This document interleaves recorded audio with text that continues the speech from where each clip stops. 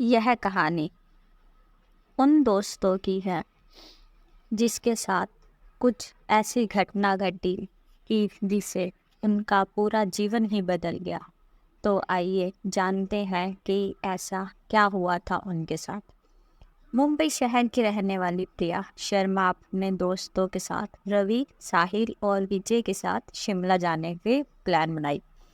वो सब शिमला जाने के लिए बस में बैठ गए। कुछ ही देर में प्रिया सो गई। अचानक प्रिया की नींद खुल गई तो उसने देखा कि बस में कोई नहीं था। बस का ड्राइवर भी नहीं था। बस अपने आप ही चल रही थी। उनके सारे दोस्त भी बस में नहीं थे। यह सब देखकर डर के मारे प्रिया जोर जोर से चिल्लाने लगी। अचानक उसे लगा कि कोई उसके पीछे खड़ा है। जब उसने पीछे मुड़कर देखा तो वहाँ एक स्त्री बैठी हुई थी। उस स्त्री का चेहरा जला हुआ था। ऐसा लग रहा था कि किसी ने उसके चेहरे पर एसिड फेंका हो। ऐसा भयंकर चेहरा देखकर प्रिया ने चिल्लाना शुरू कर दिया, बचाओ बचाओ बचाओ। और अचानक प्रिया की नींद उड़ गई। वो एकदम डरी हुई और पसीने से पूरी भीग गई। पास में बैठे हुए विजय ने पानी की बोतल दी और बोला, शायद तुमने कोई सपना देखा होगा। थोड़ी ही देर में सब शिमला पहुंच गए। एक होटल पर रात बिताने लगे। दूसरे दिन वो सब साथ में मिलकर होटल के पास वाले पहाड़ पे घूमने जाने का प्लान किए। करीबन आधे घंटे में वो सब पहाड़ की सबसे ऊंची शिखर पर पहुंच गए। वहीं से नीचे देखने पर घने लीलेछम पेड़ पौधे काफी सुंदर दिख रहे थे। अचानक साहिल चौंक गया और बोलो, नीचे देखो, कोई खड़ा है। लगता है कोई स्त्री है। विजय और रवि भी देखने लगे, लेकिन उन्हें कोई नहीं दिख रहा था और बोले, तू पागल हो गया है क्या? इतने घने जंगल में कोई स्त्री कैसे आ सकती है? तुझे शायद कोई भ्रम हुआ होगा। उसके बाद वह सभी खुली जगह पर चले गए। रात होने वाली थी, इसीलिए वह सब ने पहाड़ पर ही रुकने का निर्णय किया। इसलिए उन सब ने वहाँ पर तंबू लगाया और खाने पीने के लिए सामान बाहर निकाला। प्रिया की बैग तंबू के बाहर ही था, इसलिए वह लेने के लिए बाहर गई तो वहाँ पर उसे किसी की आवाज़ सुनाई दी। प्रिया उस आवाज़ की ओर अपनी नज़र घुमाती है तो उन्हें सामने से कोई 3 आदमी आते हुए दिख रहे थे। उनके हाथ में धारदार हथियार देखकर प्रिया डर जाती है और दौड़ के तंबू के अंदर आ जाती है। उसने अपने दोस्तों से भी यह बात की, लेकिन उसकी बातों पर कोई विश्वास नहीं कर रहा था। प्रिया चिल्लाकर बोली, तुम सब पागल हो गए हो क्या? कोई भी मेरी बातों पर भरोसा नहीं कर रहा।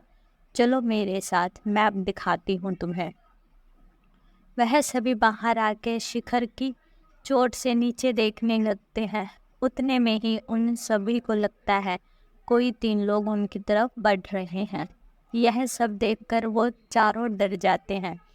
तुरंत ही अपना अपना सामान समेटने लगते हैं और बड़े से पत्थर के पीछे जाके छुप जाते हैं।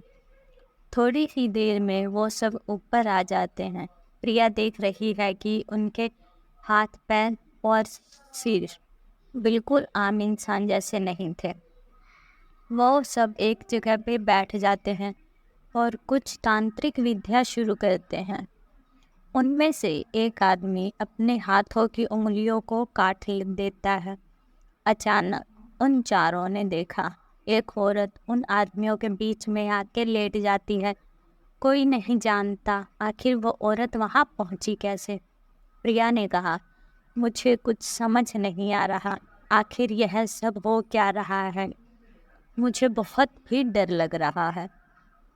एक के बाद एक वो तीनों उस औरत को सूंघने लगे। वहीं पे अचानक उस औरत ने अपनी उंगली उठाई और हमारी तरफ इशारा करने लगी। हम सब डर गए। वो तीनों उस औरत को छोड़कर हमारी ओर बढ़ने लगी। हम सब पहाड़ी के से नीचे होटल की ओर दौड़ने लगे। हमारी आवाज़ सुनकर वो तीनों हमारी ओर दौड़ने लगे। प्रिया और साहिल सबसे आगे थे, विजय और रवि उनके पीछे दौड़ रहे थे। प्रिया और साहिल होटल तक पहुंच गए, लेकिन रवि और विजय का कोई पता नहीं चला।